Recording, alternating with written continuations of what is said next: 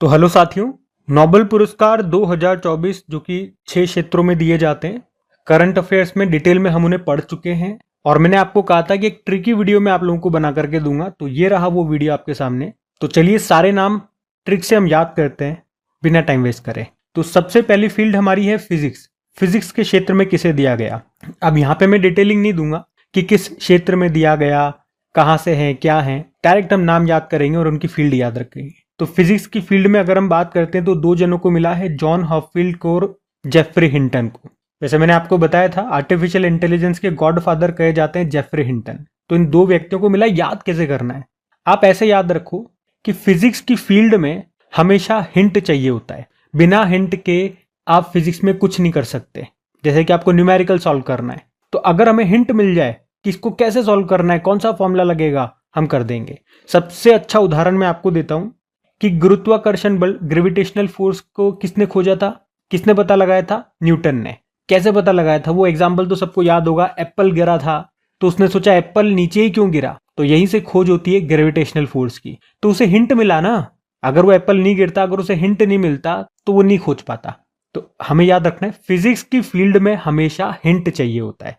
तो उससे फिजिक्स हो गया, फिजिक्स की फील्ड में तो हॉपफील्ड हो गया, और हिंट चाहिए होता है जेफरी हिंटन हो गया। आपके एग्जाम में प्रश्न आएगा, ऑप्शन होंगे, ऑप्शन से ही हम इनके नाम निकाल लेंगे। ये हो गया फिजिक्स का। अगला देखते हैं। अगला है शांति का, पीस का, जो मिला है निहोन हिंदाक्यू को। जब भी हम शांति की बात कर रहे हैं तो आपके दिमाग में आएगा विश्व में शांति रह कहाँ गई है। Ukraine, America, China, Russia, Iran, Israel, हर जगह तबाही मची हुई है। सब लड़ाई कर रहे हैं, लेकिन पूरी दुनिया में केवल एक देश है जो शांत है और दूसरों को भी शांत रहने के लिए बोल रहा है। कौन? हमारा हिंदुस्तान। और हिंदुस्तान में कौन? हम हिंदू बहुत शांत हैं। कोशिश करते हैं कि लड़ाई कम से कम हो। हम हिंदू कहते हैं कि तेरे को थप्पड़ मारना है मार ले। कोई एक थप्पड़ मारता है, हम दूसरा गाल आगे कर देते हैं। पता ही है आपको, इतने शांत हैं हम। तो कौन है शांत? या तो हिंदुस्तान बोल दो या हिंदू बोल दो। तो ये आ गया यहाँ पे हिंद या हिंदू, हिंदुस्तान। तो हिंदुस्तानी शांत हैं। अब कोई व्यक्ति कहेगा क्यों शांत है हिंदुस्तानी? हिंदुस्तानी क्यों शांत है भाई? हिंदू क्यों शांत है? तो हम कहेंगे क्योंकि हम अहिंसा, क्योंकि हम लड़ाई नहीं होने देते, क्योंकि हम लड़ाई नहीं होने देते, इसलिए हम शांत हैं। हिंदू शांत है, हिंदुस्तान शांत है। तो पीस का नोबेल शांति पुरस्कार भैया किसे मिलेगा? हिंदुस्तान को मिलेगा। क्यों मिलेगा? हमने बता दिया, हम लड़ाई नहीं होने देते। तो ये भी याद हो गया, आसान है। तो फिर अगला देखते हैं। अगला है लिटरेचर का, साहित्य का। हैंग कांग को मिला है। तो साहित्य का किसे मिला? हैंग कांग को। तो इससे एक देश आपको याद आ रहा होगा, हांगकांग। याद आया? Hang Kong, Hong Kong. ये वैसे साउथ कोरिया की है, लेकिन हम कह रहे हैं हांगकांग को मिला है साहित्य का।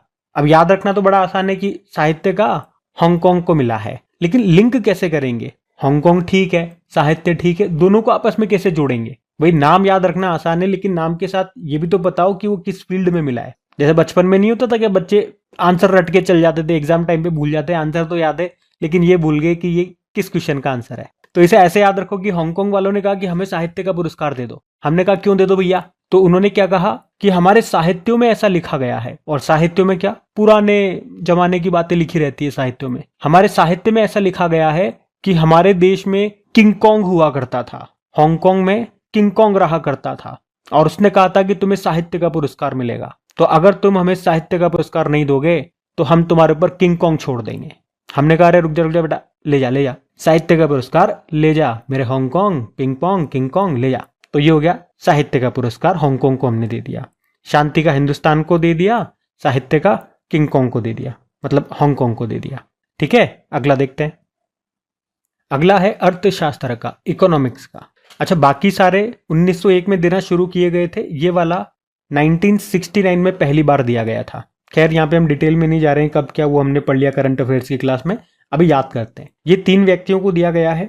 एक का नाम है डैरोन एस मोगलू, एक का नाम है साइमन जॉनसन, एक का नाम है जेमा ए रॉबिन्सन। अर्थशास्त्र, अर्थशास्त्र से आप क्या समझते हो? यहाँ पे इकोनॉमी की बात कर रहे हैं, यानी कि पैसा, पैसा, कंपनी, पैसा। तो पैसे की बात हो रही है। अच्छा, आपने एक मूवी देखी होगी या आप तो जानते होंगे रॉबिन हुड के बारे में। वो हुड दबंग दबंग वाली मूवी आई थी।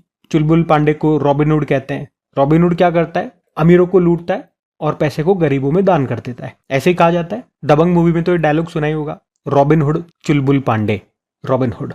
तो रॉबिनहुड क्या करता है, पैसा लूटता है अमीरों से, उसे पैसा चाहिए, तो वहीं से ट्रिक आएगी। रॉबिनहुड पैसा मांगता है, पैसा लूटता है और लोगों से कहता है मुझसे डरो वरना जान से मार दूंगा। क्या कहता है रॉबिनहुड, पैसा दो और मुझसे डरो वरना जान से मार दूंगा। ये लाइन याद रहेगी ना? कैसे याद रहेगी, देखो मैं लिंक भी करके बता रहा हूं आपको। जब भी अर्थशास्त्र का, इकोनॉमी का आपसे पूछा जाएगा, इकोनॉमिक्स से आप समझ जाओगे पैसे की बात हो रही है। और पैसा संभाल के रखो भैया, रॉबिनहुड आ जाएगा लूट लेगा। पैसा कौन लूट लेगा, रॉबिनहुड। तो कनेक्शन बन रहा है। तो रॉबिनहुड आया, उसने कहा पैसा दे मुझसे डरो वरना जान से मार दूंगा। गुंडे ऐसे ही करते हैं, डराते हैं, पैसा लूट लेते हैं, जान से मार देते हैं। तो इस तरह से हम याद रख सकते हैं। तो रॉबिन से हो जाएगा जेमा ए रॉबिन्सन, रॉबिनहुड। उसने कहा पैसा दो मतलब इकोनॉमी का है, और कहा कि मुझसे डरो, तो डैरोन एस्मोग्लू वरना जान से मार दूंगा, साइमन जॉनसन, जान से मार दूंगा जॉनसन। अभी लास्ट में मैं आपको क्वेश्चन भी लगाऊंगा, तो वहां पे देखना फटफट आप आंसर कर दोगे। हर साल मैं आपको इसी तरह से ट्रिक से याद करवाता हूं। जो पहली बार है, लास्ट वाला वीडियो भी देखना पिछले साल का भी, क्योंकि हो सकता है एग्जाम में जब पुराने सालों से प्रश्न आ रहे हैं तो पिछले साल का भी आपसे पूछ ले, तो एक बार वो ट्रिक की वीडियो भी देख लेना, वो भी मजेदार है, आपको सब याद हो जाएगा। बाकी लास्ट में हम क्वेश्चन लगाएंगे तो पता लगेगा आपको कि आपको कितना याद हुआ, बस अभी सुनते जाओ। तो ये याद हो गया, रॉबिनहुड ने कहा पैसा दो, डरो वरना जान से मार दूंगा। अगला देखते हैं। अगला हमारा है केमिस्ट्री का। केमिस्ट्री का भी 3 लोगों को मिला है, डेविड बेकर, डेमिस हसाबिस और जॉन जंपर को। अच्छा, ये मैं आपको याद कराऊंगा, वहां से आप इसे याद करो। कभी आप शादियों में गए हो, जब बारात जाती है तो उसमें तो आप डेफिनेटली गए होंगे, किसी न किसी की शादी में, तो नाचते भी होंगे। कैसे नाचते हो, पागलों की तरह नाचते हो। घर से तो एकदम मेकअप फर्स्ट टिप टॉप होकर के जाते हो, वहां एकदम पागलों की तरह नाचते हैं, पसीने में लथपथ हो जाते हैं।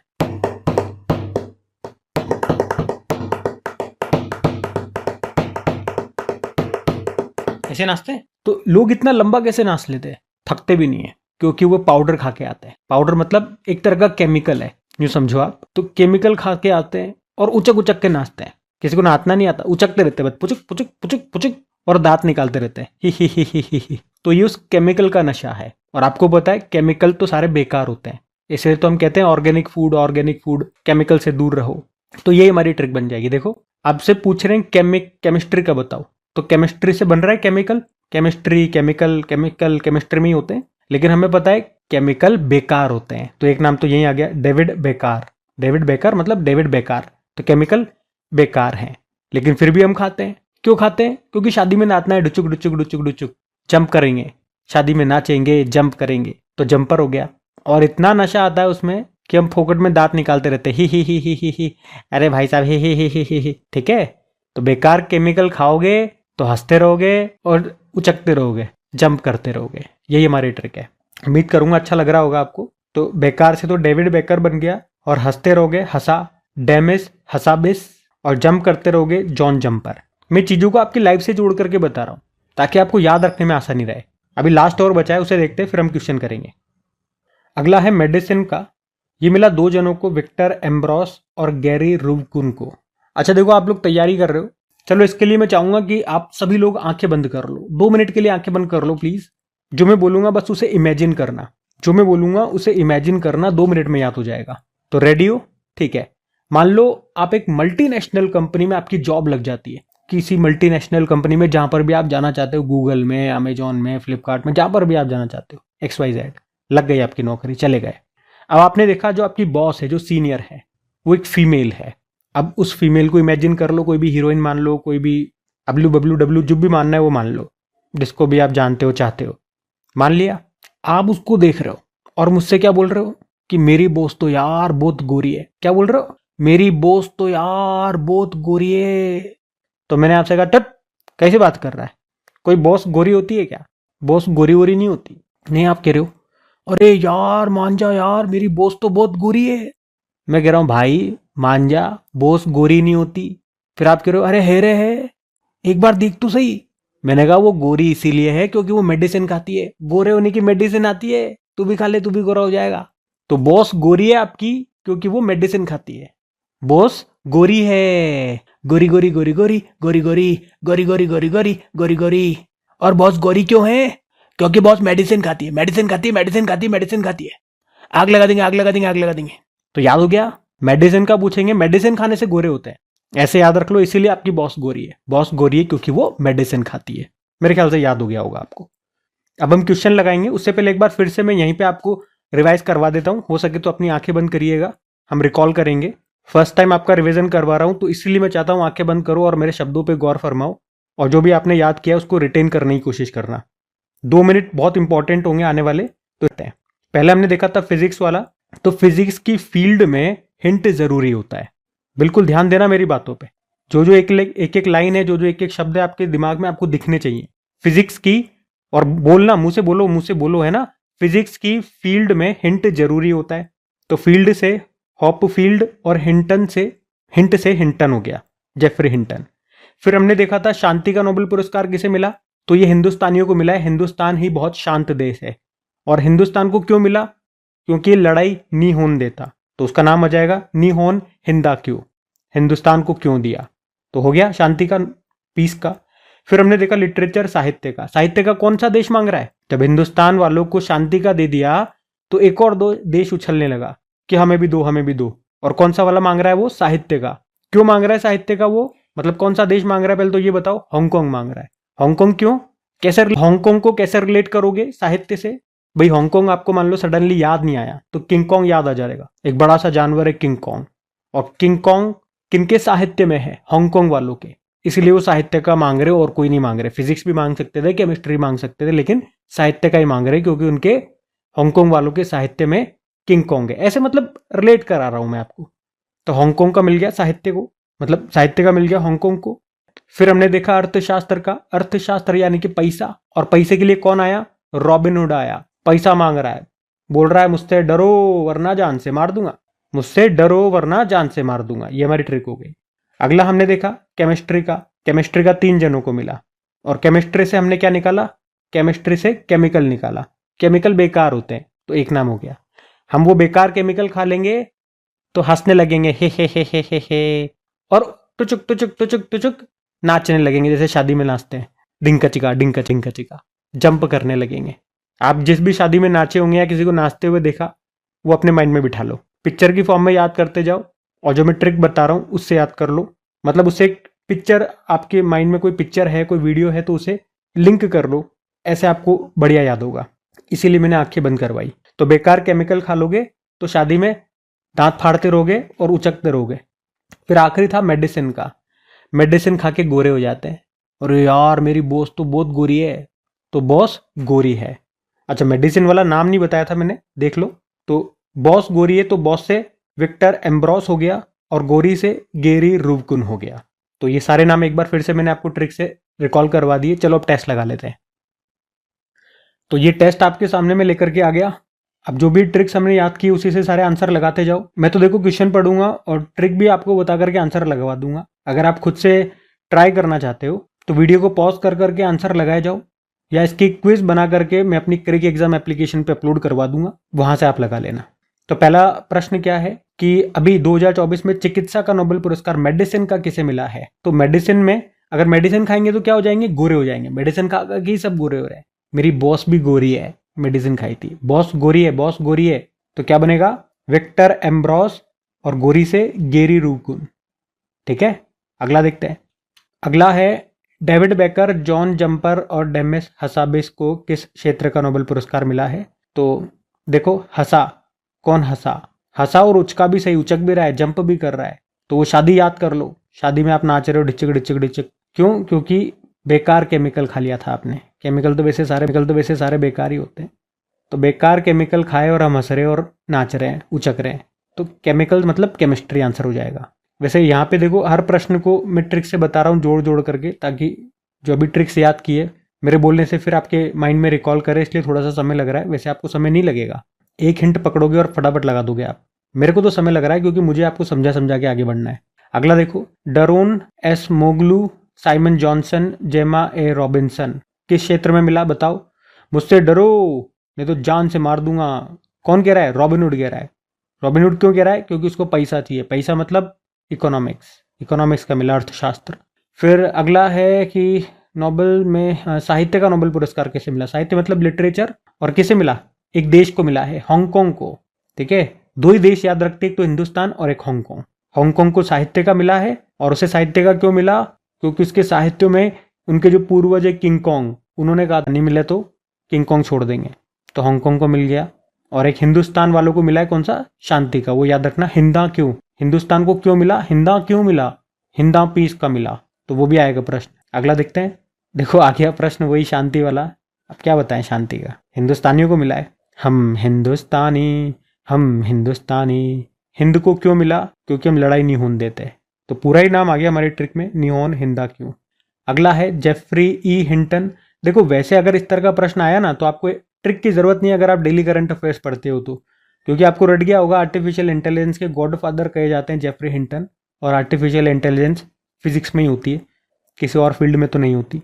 तो फिजिक्स आंसर हो जाएगा। वैसे ट्रिक से भी जाओगे तो देखो हिंट किस फील्ड में चाहिए? हिंट फिजिक्स की फील्ड में। अगला देखो कि विक्टर एम्ब्रोस को किस क्षेत्र में मिला? तो बॉस, हमारी बॉस गोरी है, मेडिसिन मेडिसिन खाती होगी, हट। तो बॉस गोरी है क्योंकि वो मेडिसिन खाती है, मेडिसिन का आ गया आंसर। अगला देखते हैं। अगला है डेमिस हसाबिस। हंसा, हंसा तो फंसा, तो हंस रहा है बावला और उचक रहा है, क्यों? केमिकल खा गया, बेकार केमिकल, छी। तो हंसा मतलब केमिकल केमिस्ट्री हो गया। अगला है साइमन जॉनसन। जान से मार दूंगा, का है? रॉबिन हुड हूं, नाम रॉबिन हुड है हमारा, पैसा दे। तो जान से मार दूंगा, कौन मार देगा? Robin hood. पैसा दे दो भाई, पैसा दे दो। इकोनॉमिक्स, अर्थशास्त्र का है। अगला है जॉन हॉफील्ड। तो फिजिक्स की फील्ड में हिंट चाहिए, तो फील्ड से आ जाएगा फिजिक्स। उम्मीद कर रहा हूँ, देखो मेरे को लग रहा है कि आप लोगों को आ रहे होंगे, इसलिए मैं क्वेश्चन पढ़ रहा हूँ और हिंट ऐसे ट्रिक लगा करके लगाता जा रहा हूँ, और मैं उम्मीद कर रहा हूँ कि आप भी लगाते जा रहे होंगे। और हाँ, पूरे वीडियो में तो मैंने आपको कहीं डिस्टर्ब नहीं किया, लेकिन एक छोटी सी रिक्वेस्ट रहेगी, बड़े दिल से आप लोगों के लिए वीडियो तैयार करता हूँ हर साल।